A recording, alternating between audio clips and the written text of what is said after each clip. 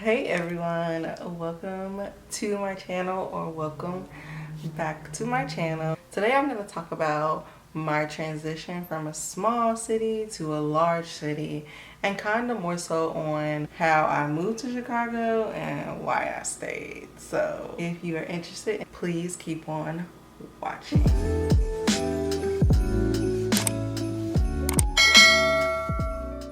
So my story starts off about 7 years ago when I graduated high school. So I graduated high school, and I think I spoke on this a little bit. So I graduated high school and I wasn't sure what I wanted to do. Like, I wasn't sure. I didn't get accepted into any colleges that I really wanted to get into. And I knew that I didn't want to stay home. But then my twin sister, she was like, yeah, I'm going to Chicago. She was like, I'm going to Columbia College Chicago, and that's where I want to go, and that's what I'm going to do.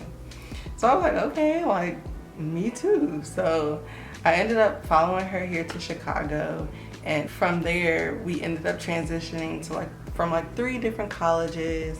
And while that was a struggle, it truly showed me, I felt like the Chicago lifestyle, not saying that back at home people don't have that grind hustle mentality, but it's definitely like, it's your hometown. Like, if I would have went to college back at home, I could have easily went back to go live with my dad, or stayed in my dad's house, or lived with my grandma, or not really had that drive, push, motivation to keep going. So where I'm from, Cincinnati, is, at the time, I felt like was a smaller city, and still to this day, people know what it is, but not a lot of people have been to Cincinnati. They're like, where are you from? Cincinnati? And they're like, oh, I've been to Ohio once. And I'm like, okay, what part? They're like, Columbus. I'm like, yeah, so you've probably never been to Cincinnati. So while I still do feel like it's a smaller city, it's very up and coming. It's a very developing city. And I know that a lot of people are moving there now because they're gaining a lot of big corporations, or businesses are expanding, and they're trying to become a new, I feel like they're trying to be a mini Atlanta, or maybe a mini Chicago. I can't really distinguish. But personally, before I came to Chicago, I had never tried any different cuisine. I never had elote, I never had authentic tacos, I barely even had Chipotle. When I came to Chicago, I was exposed to so many different cultures. And that also goes back to my pros and cons video.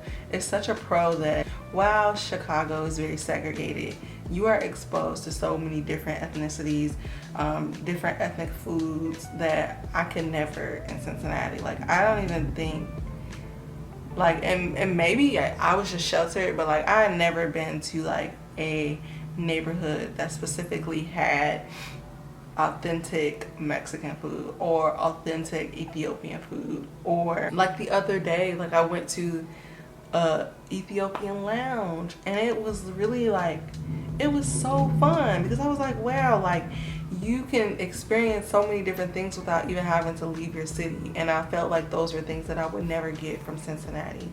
So I never had all these different type of foods. I never had authentic Jamaican, never had Thai food. So great, so great. So yeah, so that transitioned from just coming from a city that's kind of just segregated in a way, but not really culturally, not just but it's not really, you can't go to certain places to get certain foods. It's really American food, or some soul food, or, I mean, it's growing now. I'm saying, they got ramen spots and Thai spots. And don't get me wrong, I don't want anybody to come in my comments with some hate, because when I did leave Cincinnati, I was so sheltered and I was not exposed to anything until I came to Chicago. So that transition was hard, and I felt like it's kind of what made me want to stay. Because now, as an adult, going back to Cincinnati, I truly feel like some of the people that I come in contact with are stuck. They're stuck in 2007, stuck in 2007. They're stuck, and they're not really exposed to much, because it's your hometown. What can you get exposed to from your hometown when you're so comfortable with the way that you live. Some other things that I truly had to come to a realization with or realize from transitioning from a smaller city to a bigger city is that a lot of my friends here in Chicago never grew up in a house. Like, most people grew up in an apartment.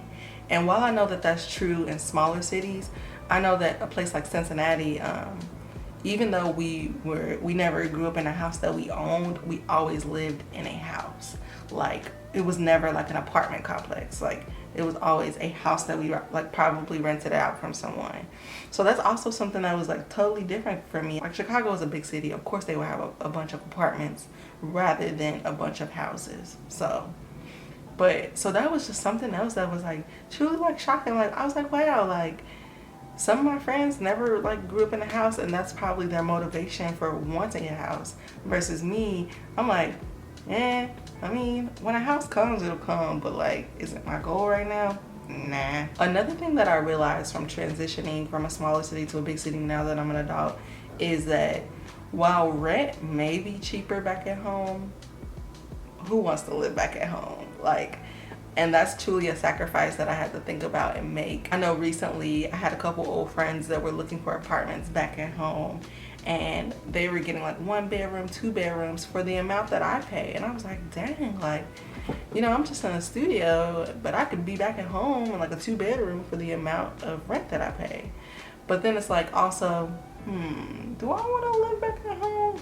Nah. So I'm gonna pay this rent for my little studio, as little as it is, because at least I'm not back at home. So I definitely think something else that I noticed from transitioning is back at home, I felt like I would like walk at night by myself or like with my friends, or I know like back in the day, back at home, we would leave our front doors unlocked. That's just not a thing that you do here in a big city. Like, no, like walking late at night by yourself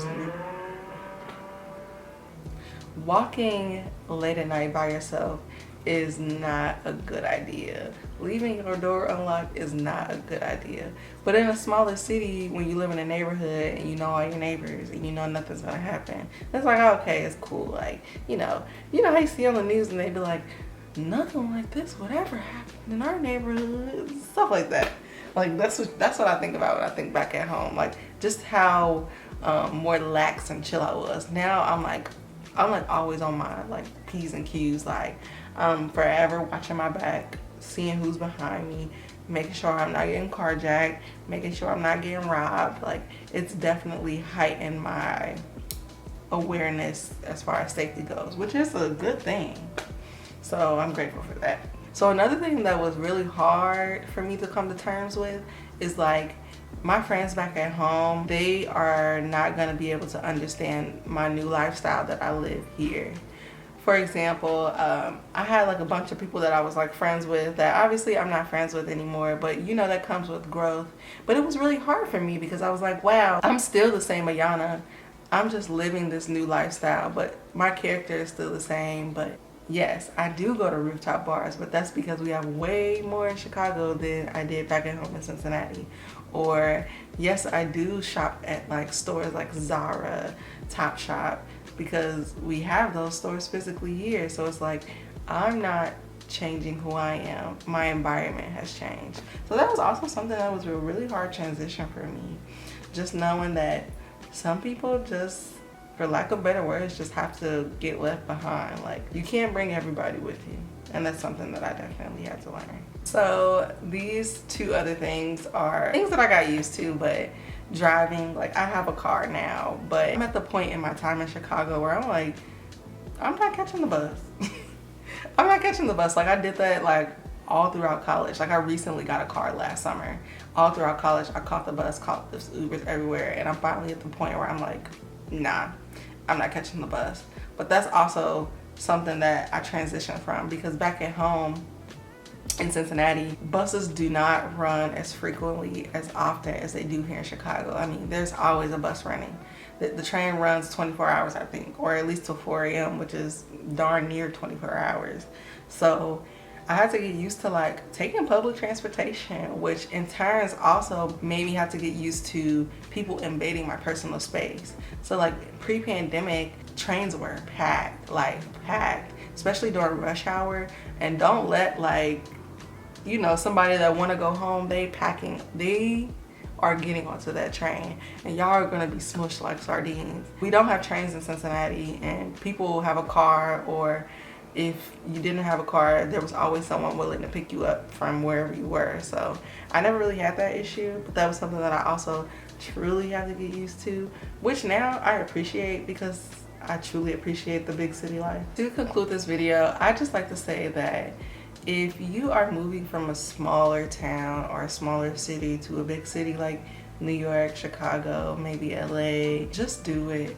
I know that sounds so cliche, but as much as it has its cons, it has its benefits too. My transition was pretty smooth because I left for college, but even like post-college, like, because I went to 3 different colleges, my transition was rocky.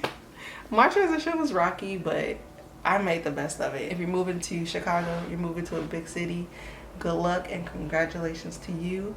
And feel free to let me know in the comments, or if you have any questions, I'm here to answer them. So thanks for checking out this video. I'll talk to you guys soon. Peace.